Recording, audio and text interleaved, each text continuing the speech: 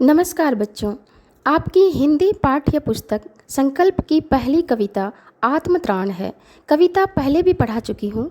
आज इस वीडियो के द्वारा पुनरावलोकन कार्य के अंतर्गत एक बार पुनः कविता का मूल भाव बताने जा रही हूँ। आत्मत्राण कविता के कवि रविंद्रनाथ ठाकुर जी हैं, जिन्हें हम गुरुदेव के नाम से भी जानते हैं। आत्मत्राण का अर्थ होता है अपनी रक्षा या बचाव, एवं प्रार्थना का अर्थ है कुछ मांगना या कामना करना। इस कविता के कवि अपनी रक्षा के लिए ईश्वर से कामना करते हैं कि विपदाओं से मुझे बचाओ, यह मेरी प्रार्थना नहीं, केवल इतना हो करुणामय, कभी न विपदा में पाऊँ भय। अर्थात हे प्रभु, तुमसे मेरी यह प्रार्थना नहीं है कि मैं विपत्तियों में फंसा हूँ और तुम मेरी रक्षा करो। मेरी तो तुमसे यही प्रार्थना है कि तुम मुझे निर्भयता का वरदान दो, ताकि बड़ी से बड़ी मुसीबत आने पर भी मैं उससे न डरूं। मैं निडर होकर सच्चे मनुष्य की तरह मुसीबतों का सामना करूं। आगे है, दुख ताप से व्यथित चित्त को न दो सांत्वना नहीं सही, पर इतना होवे करुणा में, दुख को मैं कर सकूं सदा जय। अर्थात हे प्रभु, तुमने मुझे दुखी देखकर मेरा धीरज नहीं बंधाया तो न सही, मैं इसके लिए तुमसे प्रार्थना भी नहीं करता। मेरी तो तुमसे यही प्रार्थना है कि तुम मुझे साहस का वरदान दो, ताकि मैं बहादुरों की तरह मुसीबतों से लड़ूं और वीरों की तरह उन पर विजय प्राप्त करूं। आगे की पंक्ति है, कोई सहायक न मिले तो अपना बल पौरुष न हिले, हानि उठानी पड़े जगत में, लाभ अगर वंचना रही, तो भी मन में न मानू छाई। हे परमेश्वर, यह भी हो सकता है कि दुनिया में मुझे एक के बाद एक हानि उठानी पड़े और मुझे एक से एक बड़े छल कपट का शिकार होना पड़े।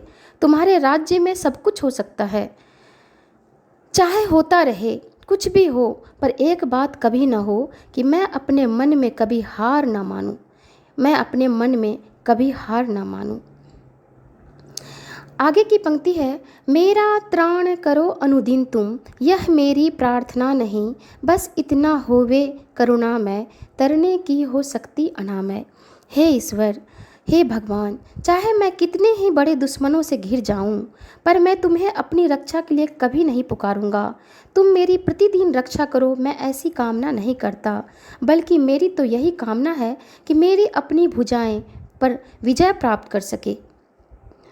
आगे की पंक्ति है, मेरा भार अगर लघु करके, न दो सांत्वना नहीं सही, केवल इतना रखना अनुनय, वहन कर सकूं इसको निर्भय। गुरुदेव रविंद्रनाथ ठाकुर जी ईश्वर से प्रार्थना करते हैं, हे ईश्वर, दुनिया में मेरे कंधों पर भारी बोझ पड़ा हुआ है और मैं उसे उठा नहीं पा रहा। मैं तुमसे यह प्रार्थना कभी न करूँगा, तुम कृपा करके मेरे बोझ को हल्का कर दो। इसके विपरीत मैं तुमसे केवल वह सामर्थ्य चाहता हूँ जिसके बल पर मैं अपना भार स्वयं अपने कंधों पर उठा सकूँ।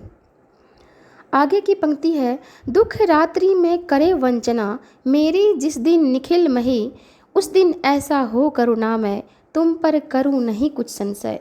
हे करुणामय ईश्वर, हे प्रभु, जब भी कभी मेरे अच्छे दिन आए तो मैं यही कहूँ कि यह तेरी कृपा का फल है। अर्थात अपने अच्छे दिन के लिए मैं तुम्हारा आभार व्यक्त करूँ, मैं तुम्हारे सामने नतमस्तक रहूँ और इसका कारण तुम्हें ही समझूँ। लेकिन दुख रात्रि में करे वंचना, मेरी जिस दिन निखिल मही, जब संपूर्ण संसार दुख भरी रात्रि में मेरा साथ छोड़ दे, कोई रिश्तेदार नातेदार सगे संबंधी मेरा साथ देने के लिए खड़ा ना हो, तब भी मैं एक बार भी यह न कहूँ कि यह दुख मुझे भगवान ने दिया है। उस समय मैं तुम पर तनिक भी संदेह न करूँ, बल्कि तुम पर मेरा भरोसा अडिग रहे।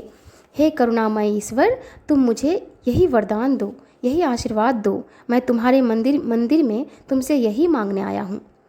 तो बच्चों, यह था पूरी कविता का भावार्थ। बच्चों, आप स्वाध्याय भी करेंगे ताकि कविता अच्छी तरह समझ जाए। धन्यवाद।